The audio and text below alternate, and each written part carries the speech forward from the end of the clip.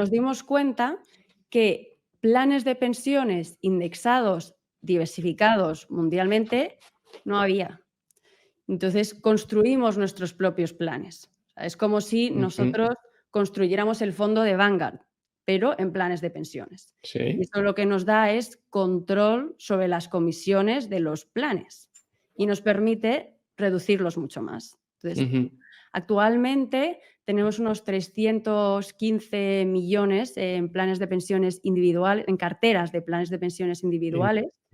Ujú. Y desde que lanzamos en 2016 hasta cierre de mes, de semestre, vamos, Vale. en un perfil 6 de 10, que es como un 60-40, 60% acciones, 40% bonos, Vale.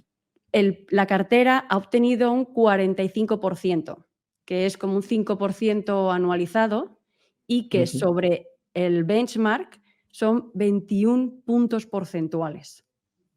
Es Jolín. decir, nuestras carteras comparadas de perfil 6 comparados con la categoría de renta variable mixta internacional, lo han hecho un 21% por encima de este benchmark.